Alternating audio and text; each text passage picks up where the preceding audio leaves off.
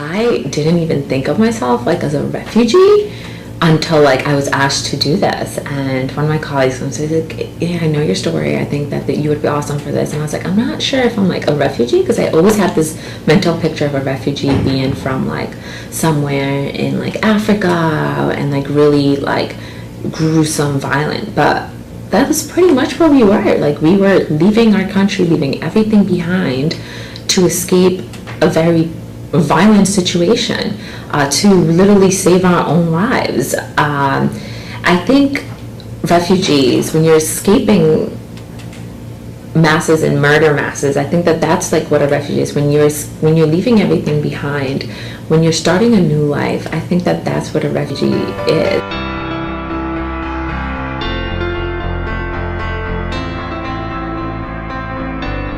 Carolina, Korea. I am originally from Medellin, Colombia, and I currently live in Providence, Rhode Island. So the time when I was growing up in Colombia, there was a lot of violence. I mean, we weren't even allowed to go to malls because it was like car bombs. It was a very dangerous country.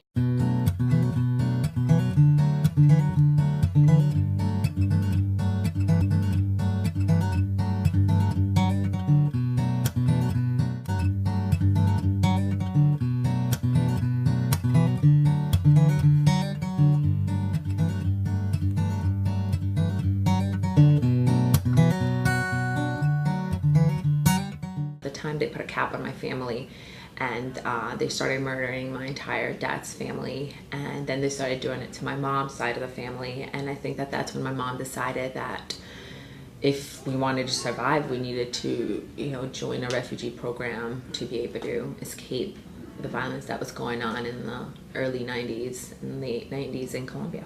And I think I was always that kid that was like, why do I have to leave school? Like, why do we have to move again? Why? I was a very curious child, and I think it was never sugar-coated. It was like, this is what's going on, and we're being chased, and you could die if you go outside. They can kill you, they can kidnap you. So it's very open. When my family started getting attacked, they took us out of school.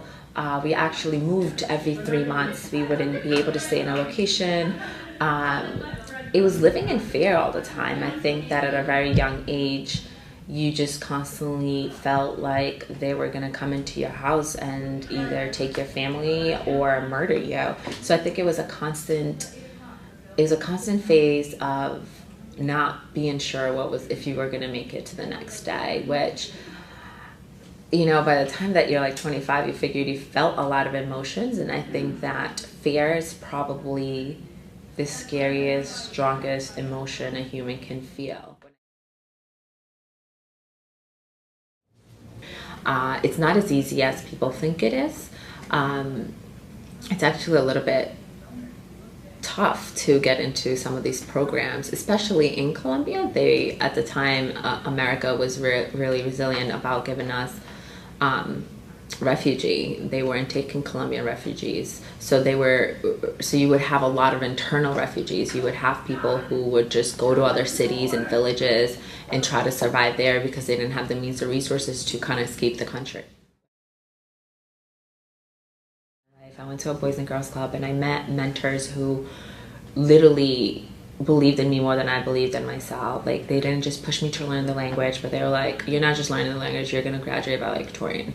So they believed a lot in me, and they pushed me to do that every single day, even when I didn't believe it. Even when I didn't want to learn how to swim, they were like, no, you're going to learn how to swim, and you're going to get a full ride to school. So I think I wouldn't be here if it wasn't for an organization like that. And there's so many other organizations that do that for it. It's like being active and being proactive and really finding places like that. When I came here, that in itself was a trauma because it's the cultural difference, the language barrier. You don't have kind of like that family support. So it was very difficult to get adjusted to a new country, especially because I had my mom remarried, and I had a stepfather who was struggling with second kidney failure, and it was forcing my mom to work multiple jobs to meet ends meet. And so I had to kind of just, take care of my little brother, either walking him to school every morning, helping him with his homework, even attending parent-teacher conferences. I think by 14, I felt like I was already grown. So I did, but I think that looking back at it now, it taught me a lot of lessons about life, and it definitely gave me the work ethic that I'm not sure every 15-year-old would have had. I think that I was a little bit scarred with like everything that was going on, that I wasn't even like looking forward to coming, but I've never seen a squirrel in my life. Like, it was just like the little things that like, I'm like, oh my God, everything's so different. The snow, just the language for me was a huge barrier. Kind of that culture of, we're a very warm country, and this one's a little bit more, I wouldn't say colder, but I would say it's a more held back. Like, I would know my neighbors, and I would go to my neighbors all the time in Colombia. Here, I think I met my neighbor maybe a year ago, and I lived there for like 5, so it's a little different. It's not what I expected, especially when you come from a country where there's always so much violence. It's hard once you live here to go back there, and it's like, oh my God, how did I ever live that? So yeah, it's completely different.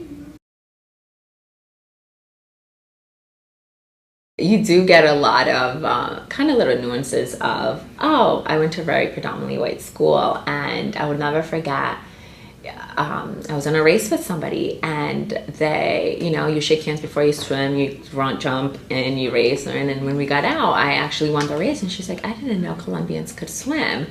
And I didn't know if I was like an insult or like a compliment. And it's like little things that people would say. And of course, we always get the nuance of, Pablo Escobar, or you come from the land of Coke. And unfortunately, I did come from that. But fortunately, like, I've made it. And I think that you grow from stuff like that. You gotta grow from something. Like, I think that you can't let that affect you. And I think sometimes we live in a world where people allow those comments to impact you so much that they kind of cripple you, and you kind of have to use them more as foundation blocks to build a stronger person.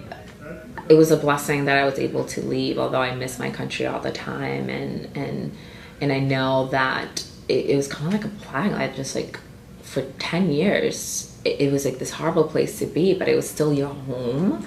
And it's made such an amazing progression now. So looking back at it, I'm glad I left, but I'm glad that I came from that. I think that people that want to help refugees is be open-minded and ask a lot of questions. I don't think a lot of the people, when I first came here, knew what was going on. And I had one person who was very curious about my life and like why I was so quiet, why I was so shy. Like, I had these things with exits. Like, I always had to sit near an exit. I always had to, like, I had to be the first one in line for things. Like, it was certain things that I would do. And he was very curious about my life and like what was going on. And he was persistent. And to this day, he's one of my greatest mentors. And he just got to know me and my strengths and my challenges and my struggles. And it's kind of becoming open-minded to that and be persistent about what are this person's issues are and what are their challenges, and trying to be supportive in that way, and just simply trying to understand. I think that means a lot, because I don't think that you can change what's already happened. I think it's more like, how do we rebuild now?